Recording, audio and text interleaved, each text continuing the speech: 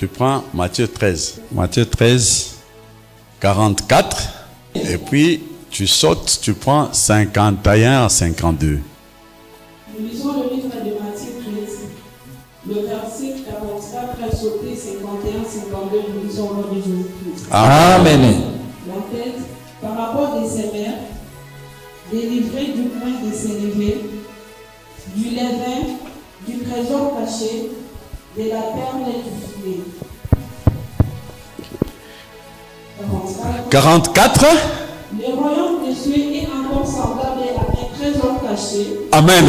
Amen. C'est le Seigneur qui parle. Il s'adresse à ses disciples. Ces disciples que nous sommes aujourd'hui. Il dit, le royaume de Dieu que vous cherchez, il est semblable à quoi? À un trésor caché dans un champ. Il est semblable à un trésor caché dans un champ. Oui, Julie. L'homme qui l'a trouvé le cache. Lorsque quelqu'un l'a trouvé, il le cache. Et dans sa joie, Et dans cette joie d'avoir découvert, d'avoir trouvé un trésor, oui, il va vendre tout ce qu'il a et Écoutez, acheter ses champs. écoutez la réaction de ce monsieur. Il va vendre tout ce qu'il a. Ah, pour quelle raison? Il vend tout ce qu'il a, pourquoi? Il va vendre tout ce qu'il a et acheter ses champs. Donc, il va vendre tout ce qu'il a pour venir acheter ces champs-là. Parce que ces champs contiennent un trésor dedans. Amen. Amen. Le problème se trouve peut-être au niveau du trésor. Un trésor, c'est quoi? Un trésor, c'est quelque chose de précieux, de très précieux, mais qui est caché aux yeux de l'homme. Il faut peut-être être initié. Alors, on dit, mais la réaction de quelqu'un qui retrouve. Amen, hein? Amen. Bon, ça dit, je veux dire ceci. Pour trouver que c'est de l'or, par exemple, pour l'avoir connu, il y a quelqu'un qui m'a raconté une histoire il y a quelque temps. C'est une dame. Son mari était pasteur chez Olangui. Et le pasteur avait voyagé. Alors, à bord de l'avion, à un moment donné, ils sont arrivés dans un pays, des gens qui devaient débarquer. Il y a des blancs qui sortaient avec leurs mallettes. Mais après ça, quand ils sont partis, avant que l'avion redémarre, lui, il a voulu changer de place. Excusez, il arrive, il trouve un paquet d'à peu près 3 ou 2 kilos à peu près. Par curiosité, il a pris. Bon, c'était de l'or. Mais lui n'avait jamais vu de l'or. Il a pris ça, il l'a mis de côté. Il a commencé à lire sa Bible. Quand ils sont arrivés à destination, instinctivement, il a mis la main sur le paquet et il a pris sa mallette. Mais comme sa mallette pesait, le paquet s'est décousu un peu. Et l'or commençait à couler. Et lui descendait. Mais il a vu. Bon, d'abord, ce n'était pas pour lui. Il ne connaissait pas que c'était de l'or. Et alors, l'or a coulé jusqu'au moment où il est arrivé au bas de l'échelle. Bon, il y a quelque chose qui est resté dans sa main. Amen, hein? Amen. C'est le trésor. Alors quand il arrive maintenant à l'hôtel, il y a quelqu'un qui dit, mais on lui tend un mouchoir, on lui dit, est-ce que tu peux pousseter? Je vois qu'il y a de la poussière là. Avant qu'il prenne le mouchoir, la dame qui lui tendait le mouchoir a regardé dans la main. Il a dit, mais pasteur, ça c'est quoi? Il a dit, non, il y a quelqu'un qui a, d'ailleurs, je crois que j'avais ce paquet là. Il sort ce petit sachet qui restait. Il y avait un peu de poudre. Il avait mis ça dans la poche sans le savoir. Et il sort ça, il dit oui, c'est ça. La femme lui dit, mais c'est de l'or. Lui dit, non, mais ne me raconte pas ça. Tu as eu ça où? Il lui dit, non. Nous nous sommes retrouvés à bord de l'avion. Il y a un blanc qui descendait, mais il a fait tomber. Donc, il a laissé ça. J'ai pris ça, j'ai ramassé avec des intérêts. Il dit, mais c'est de l'or. C'était à peu près combien de kilos? Elle a dit, c'était à peu près 2 ou 3 kilos. La femme lui dit, mais tu es passé à côté d'un trésor. Amen, hein? Amen.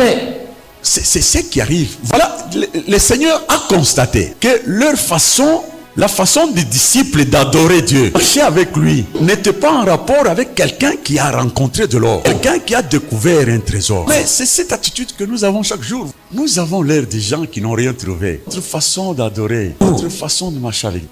Et je répète encore une fois, voilà pourquoi Jésus mettait beaucoup d'accent sur le miracle de la cécité. Il faut ouvrir les yeux sur le premier miracle. Parce que quand quelqu'un ne voit pas, même pour manger c'est difficile, même pour marcher c'est difficile. Parce qu'il faut qu'il soit conduit. Amen, hein? Amen. C'est un grand problème. Tu peux être à côté d'un trésor, mais tu passes à côté, tu ne vois pas. Mais c'est un trésor. Amen, hein? Amen. 51, 52. 51. Avez-vous compris toutes ces choses? Mais là, après avoir dit toutes ces paraboles, mais Il regarde le visage des gens à qui il s'adressait là. Mais est-ce que vous avez compris? Il avait de la peine, vous comprenez la phrase? Est-ce que vous comprenez ces choses? Mais comment est-ce que vous êtes indifférent? Si ce monsieur connaissait de l'or, il pouvait même rebrousser chemin. Parce qu'il allait intervenir dans un séminaire et je sais que là, on pouvait lui donner même $2000. S'il savait que j'ai eu de l'or, c'était 10 fois ou 20 fois plus que ce qu'il comptait avoir là. Prendre les sachets, attendre à l'aéroport l'avion pour le retour. Parce qu'en fait, je sais qu'il cherche l'argent. Il devait rentrer. Mais regardez ce qu'il lui a. C'est pourquoi Jésus dit, mais est-ce que vous comprenez ces choses? Oui. Oui, répondirent-ils. Ils disent oui, sans conviction. Mais alors, qu'est-ce qu'il dit? Et il leur dit. Il leur dit. C'est pourquoi. Voilà pourquoi. Tout scribe instruit. Voilà. Tout scribe instruit. Quelqu'un qui a écouté, mais qui ne réalise pas ce qu'il a écouté. C'est comme Jésus, quand il s'adressait à la femme samaritaine. Mais vous adorez ce que vous ne connaissez pas. Et Paul ajoute dans Romains, il dit, ils l'ont connu comme Dieu. Mais à voir comment ils l'adorent, ils ne l'ont pas adoré comme Dieu. Un Dieu, c'est celui qui prend toutes tes ressources, toute ton énergie. Ah, il ajoute, ils ont adoré la créature à la place du Créateur. Donc, ils ont vu un trésor. Non, mieux, ils ne l'ont pas vu. Ils n'ont pas vu le trésor. Il faut réaliser un trésor. Est-ce que je parle à quelqu'un? Il faut acclamer les saints. Amen. Ça, c'est notre vie de tous les jours. Oui, Julie. Et ceux qui regardent le royaume des cieux Oui. est semblable à un maître de maison qui tire de son trésor des choses nouvelles et des choses anciennes. Oui, il a fait une remarque. Il dit, est-ce que vous réalisez ces choses-ci? Regarde comment vous réalisez. C'est comme quelqu'un qui a vu un trésor, mais qui continue, au lieu de vendre tout ce qu'il avait pour mériter ce champ-là, mais il continue à tirer de son trésor les vieilles choses et de nouvelles choses. C'est ça ce que tu as dit. Mais ces anciennes choses-là devaient être vendues pour venir être dignes de ce trésor. Mais il continue. Il met la main, parfois il sort, mais c'est vieux. Mais il agit quand même. Amen. Hein? Amen. Et il continue à prendre des vieilles choses dans son trésor qu'il est censé avoir déjà vendues. La logique, c'est quoi? C'est-à-dire, comme il détient encore les vieilles choses, là, donc il n'a pas vu le trésor. Donc il n'a pas possédé les champs. Il n'a pas vu les champs. Regardez Moïse. Ce sont des choses qui nous arrivent chaque jour. Depuis la nuit des temps. Ça, c'est l'homme. Moïse assiste au buisson ardent. La Bible dit qu'il a vu. Il s'est étonné. Ces buissons qui flambent mais qui ne consument pas. Après un bref entretien avec Dieu, on lui dit il rentre en Égypte. J'entends les cris de mon peuple. Et la Bible ajoute, il prend sa femme, il l'a fait monter sur l'âne. Il a pris ses 2 fils, il les a chargés sur l'âne. Et il a pris la verge de Dieu dans sa main. Et il est parti. Il est chargé. Il a tout ce qu'il faut pour libérer les enfants d'Israël. Mais regardez quand il part. Il prend le peuple. Après plusieurs discussions avec Pharaon, mais maintenant à la traversée du Jourdain. Là, il sortait de l'emprise de Pharaon là-bas. Pharaon se rend compte qu'il a commis une erreur. Il commence à poursuivre. Israël se rend compte qu'il est poursuivi par Pharaon. Et devant, il y avait la mer Rouge. Et les hommes commencent à crier. Mais Dieu, là où il était, il s'est dit, mais pourquoi ces cris? Moïse, pourquoi ces cris? Moïse dit, mais nous sommes ici, nous sommes vraiment en détresse. Il y a Pharaon qui nous poursuit. Mais il y a la mer Rouge, vraiment on ne sait pas ce qu'il faut faire. Il n'avait pas vu le trésor qu'il avait. Il avait des vieilles choses avec lui. Il réagit comme quelqu'un qui n'a rien. Vous savez, si nous réalisons le Dieu que nous connaissons, vous et moi, nous pouvons comprendre les privilèges, les faveurs qui sont attachés à notre statut. Et si nous ne voyons pas, nous n'avons rien, pendant que vous avez tout. C'est ça le problème. On peut prendre du foufou, on met le condiment dedans, on te sert là-bas. On pense que toi tu connais, qu'il y a tout dedans là. Dieu donne toujours tout. Mais toi tu restes là-bas en train d'attendre. 1 heure, 2 heures, jusqu'au moment où on estime que tu dois avoir déjà terminé en ce moment. On veut prendre les assiettes. Toi tu es là, tu te dis, mais ils ne m'ont rien donné. Et quand ça part, les autres disent, mais c'est un imbécile. Tu vas même tenter de manger. Nous avons des faveurs en tant que serviteurs de Dieu, en tant que fils de Dieu. Mais nous ne jouissons pas de ça. Nous ne jouissons pas de ça. Je vous donne un exemple banal. Quand vous lisez la Bible, on dit mes serviteurs sont dignes de double honneur. Mais ça, bon, enfin, quand tu vois un pasteur, pour toi, c'est un pasteur, c'est comme toi. Mais je connais des gens qui se sont brouillés. Ils s'étaient brouillés avec un pasteur. Il y a une femme qui était dans les affaires que j'ai connues aussi. Il s'est brouillé avec un prêtre catholique. Les prêtres catholiques avaient raison. C'est-à-dire, elle louait chez le prêtre. Bon, comme elle savait que les prêtres ne sont pas capables enfin, s'il y a un dossier au parquet, ils ne sont pas capables de se défendre convenablement. Parce que tu sais, en fait, c'est quelque chose qui appartient à la communauté. Donc, on n'y va pas avec avec cette vigueur de quelque chose qui t'appartient. Alors il ne voulait pas payer. Quand on lui fait une petite pression, il va au parquet. Alors les voleurs qui sont là-bas s'arrangeaient avec lui, avec elle plutôt. Et on arrivait toujours à trouver une solution pour qu'elle ne paye pas. Un jour, le prêtre vient. Il lui dit, maman, tu as exagéré. La maman, voulant intimider les prêtres, il l'a tenu dans la soutane. Les chapelets s'est cassé. Les chapelets tombaient. Le prêtre était très monté. Parce que la femme l'avait tenu, avait beaucoup parlé, elle avait crié sur lui. Le prêtre lui dit, bon, merci beaucoup. Comme tu as besoin d'argent, je te laisse. Profite de cet argent-là. La femme était accompagnée d'un garçon. Alors les garçons ramassent les chapelets. Ils courent derrière le prêtre. Il dit, père, il y a le chapelet qui est tombé.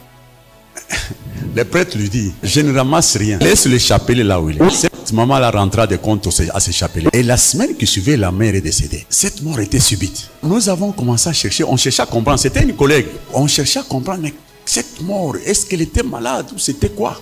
Dans les deuils, le soir, ces garçons-là, ils s'est mis à raconter cette histoire. Je voudrais dire, est-ce que vous voyez les privilèges qui sont liés au sacerdoce? Le fait d'être appelé pasteur, d'être appelé prêtre, on peut ne pas l'être convenablement. Nous disons, parfois, ils se comportent mal, parfois. Mais tu sais que le fait de dire je ne me marie pas et je n'ai pas d'enfant, tous les prêtres ne sont pas mauvais, comme tous les pasteurs ne sont pas mauvais. Mais le fait d'être devant et de penser, qu'est-ce que je peux dire aujourd'hui? Bon, quand tu lui dis, voilà, j'ai des problèmes, il dit, mais comment tu peux résoudre ces problèmes-là? Dieu lui donne un statut particulier. C'est ça le trésor. Amen. Hein? Amen. Mais si toi tu ne connais pas et tu viens t'attaquer à cet homme-là d'une façon ou d'une autre, mais tu peux payer. Ça, ce n'est qu'un exemple. Et toi, tu as des privilèges. Quand tu as des problèmes, tu te dis, Seigneur, je suis devant toi, je vais voir la solution à ces problèmes. Évidemment, si tu es fils de Dieu, Dieu ne tarderait pas à te rendre justice. Amen. Hein? Amen. Je reviens sur un exemple dont je vous ai déjà parlé une fois. Quand moi, je suis entré, quand j'ai écouté cette parole pour la première fois, j'étais troublé. Je regarde l'âge. Je vous ai dit que j'ai circulé les églises. Et Dieu l'avait fait exprès. Parce que si tu ne connais pas l'or, où va jeter l'or? Si tu ne connais pas l'or, il faut le connaître. Alors, qu'est-ce que Dieu avait fait avec moi? Et il m'a fait circuler les églises. Je suis passé partout. J'ai cherché l'or. Mais le jour où j'ai rencontré l'or, je me suis exclamé. Et cette phrase-là me revient toujours à l'esprit. Je me suis dit, c'est Dieu que j'ai cherché. Aujourd'hui, je l'ai croisé. C'est Dieu que j'ai cherché. Je l'ai croisé. C'est-à-dire, Dieu m'avait donné l'occasion d'avoir des yeux pour découvrir un champ. J'ai une attitude que jusqu'aujourd'hui, je ne réalise pas. Pour moi, il faut que j'avais un magasin. Bon, on travaillait avec maman à deux. Mais ça faisait une préoccupation parce que c'était ça ma source de vie. Mais quand j'ai écouté cette parole, quand je suis rentré à la maison, quand elle me dit, non mais écoute, on a acheté autant, il faut qu'on cherche de l'argent, est-ce que tu peux aller à la banque pour faire ça? Mais il y a un phénomène qui m'est arrivé que je ne comprends pas. J'avais comme l'impression que c'est quelqu'un qui joue avec de la boue. Et quand je lui dis, est-ce que tu ne sais pas aller faire ça? Il dit, mais comment tu dis ça? Mais nous nous sommes retrouvés sur deux diapasons différentes. Elle voyait les choses comme quelqu'un qui n'a pas eu le trésor. Et elle n'en avait pas eu. Bon, Dieu a fait grâce à ta force, moi, du fait que moi j'avais vu, et je lui ai fait voir. Mais en ce moment-là, je ne voulais m'occuper de rien. Donc pour moi, être en train d'écouter les explications des Écritures, je pouvais rester même une journée là-bas. Je n'avais pas faim. Et si j'ai réussi à faire 3 ou 4 heures comme ça, j'ai rentré très apaisé. Je me suis même rendu compte que le maître à l'époque, il s'était un peu lassé de moi. Donc, il a vu qu'il est chez lui. Je me dis, mais à cette heure, il est déjà à la maison. Je pars. Je me dis qu'en nous mettant en train de causer, il va toujours dire des choses que je vais ramasser. Et je pense que c'est comme ça que je suis devenu ce que je suis. J'avais vu ce trésor-là.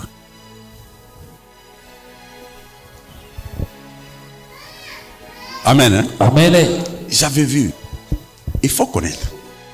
J'ai lu, on va sur Matthieu 14, 24 à 30. Tu vas sauter 33. Matthieu 14, les versets 24 à 30, sauter 33, nous lisons au nom de Jésus-Christ. Amen. En tête, Jésus marchait sur le eau, dirigeant des sapins. 24. La barque, déjà au milieu de la mer. La barque La barque était déjà au milieu de la mer. C'est-à-dire que d'abord, si je comprends bien les Écritures, c'est que d'abord on est aux rives. Alors on commence à marcher. La barque commence à couler. Mais les Écritures disent que la barque était déjà au milieu de la mer. Était battue par les flots. Mais il y a un détail qu'on ajoute. Mais cette barque était battue par les flots. Car le vent était contraire. Car le vent était contraire. Amen. Hein? Amen. Je vais dire à quelqu'un, le jour où tu prends la décision de marcher avec Dieu, il ne faut pas faire la décision, pas une décision comme vous en prenez vous. Je parle de la décision. Quand je vous regarde, parfois je vois des gens parmi vous qui ont pris la décision. Quand je viens mardi, je regarde. Parfois nous sommes à 2, à 3. Mais il y a une personne qui ne manque jamais. Je le dis et je le reprends, une ou deux personnes. Il y a Maman Esther. Il y a Titi. Maintenant, je commence à ajouter Julia et 2 ou 3 personnes. Quand j'observe, est-ce qu'ils ont vu comme moi ou quoi? Ils ont vu les trésors. Alors je disais, quand tu prends la décision de marcher avec Dieu, nous vivons le monde à 2 royaumes. C'est-à-dire le royaume de Dieu et le royaume du diable. Ce sont 2 royaumes qui sont en conflit tous les jours. Alors quand tu prends la décision de marcher avec Dieu, les royaumes du diable se dressent contre toi. Il va s'élever contre toi. On dit, mais le vent était contraire. La barque sera frappée par les flots. La démarche consiste à te décourager. Amen. Hein? Amen. Et il y a quelqu'un qui me disait un jour, si tu prends la décision de marcher avec Dieu, et tu vois que tout est en harmonie autour de toi, tout marche. Méfie-toi, tu n'es pas avec Dieu. Quand tu vois une hostilité même dans la famille, quand tu vois des blocages, dis-toi que tu es avec Dieu. Au lieu... Nous voyons le contraire. Quand les choses commencent à se bloquer, toi tu dis que je n'ai pas Dieu. Or c'est ça qui marque la présence de Dieu. Cette hostilité-là, c'est ça la présence de Dieu. Oui? À la 4e veille de la nuit. C'était à la 4e veille de la nuit. Jésus alla vers eux. La nuit, ce sont ces problèmes-là. Oui, mais beaucoup plus ton ignorance. Les flots vont battre la mais heureusement, on dit c'était la 4e veille de nuit. C'est-à-dire, nous sommes presque à l'aube. Voilà pourquoi je parle de quelqu'un qui a vu un champ qui contient un trésor. Et il va se déployer. Le problème, c'est de bousculer cette nuit-là pour arriver à l'aube. C'est-à-dire bien voir les choses. Les complications, les difficultés, c'est ce qui te consacre en tant que fils de Dieu. Et ça, est-ce que tu vois? Il y a des gens qui ne méritent pas ce combat-là. Ils ne méritent pas ce combat-là. Et ils vivent. Tu es ici. Et tu fais ce que tu veux, tu fais des projets, tout marche normalement. Si tu ne croises pas le diable sur ton chemin, c'est que tu es en train de cheminer avec lui. Et il s'est dit non, je n'ai pas besoin de m'agiter parce qu'il est avec moi. Je vous ai raconté l'histoire de Pharaon. Quand il s'est dit, j'ai lâché Israël. Quelle erreur! Il a changé les cavaliers. Comment ça poursuivre? Pourquoi? Parce qu'ils avaient pris la décision de partir. S'ils étaient en Égypte, pourquoi Pharaon les inquiéterait-il? Ils sont avec lui. Il en fera ce qu'il veut quand le temps viendra. Même les sorciers ici se disent, mais bon, Même les sorciers. Quand tu prends la décision, tu commences à prier. Ils se disent, mais mon cher ami, nous sommes en train de nous vider. Faites tout, il faut les bloquer. Quand on cherche à te bloquer, Dieu veut voir est-ce que l'engagement est vrai. Mais quand tu dis, bon, depuis que j'ai cru dans cette église, vraiment il y a des problèmes. C'est lui qui t'ensorcelle. Il dit oui, ça même moi je voulais te le dire. Hein. Avant tu étais très bien. Mais depuis, d'ailleurs je crois qu'il y a 6 mois. Hein. Oui. Voilà. J'en avais même parlé à ma femme. Nous en avons parlé la nuit. Même si tu ne m'avais pas dit, moi je vais te dire. Toi tu penses qu'il est de ton côté. Je dis mais il y a quelqu'un qui n'est pas venu, qui m'avait raconté textuellement cette histoire. Il m'a dit, ma femme a commencé à s'agiter. Et puis sa femme lui dit, mais cette église-là, il y a quelqu'un qui m'a dit que quand vous allez là-bas, souvent, tu commences par les blocages, tout sera bloqué. Alors, l'homme me dit, j'ai dit à ma femme, tant que tu seras mon épouse, c'est là où nous devons aller. Si nous arrivions à divorcer, tu peux aller là où tu veux. Parce que la femme avait une église, tu vois, là où on chante un peu Tota et autre chose. C'est ce qui se passe. Oui, Julie. Jésus alla vers eux. Maintenant, Sur la mer. comme la barque était frappée par les flots, maintenant, Jésus allait vers eux. Je vous ai dit que quand vous voyez des choses comme ça, dites-vous que ma délivrance approche. Ça, il faut avoir des yeux. Il faut avoir des yeux. Inabidi kuwa na macho. Il faut avoir des yeux. Inabidi kuwa na macho. Jésus allait vers eux. Oui. Marchait sur la mer. Il marchait sur la mer. Marcher sur la mer, c'est être au-dessus de tout ça. On raconte des choses contre toi. Les oppositions qui s'élèvent contre toi. Des combats de part et d'autre. De blocages. Tout ceci marque la présence de Dieu. Je veux que tu comprennes aujourd'hui que ce que tu vis aujourd'hui va passer.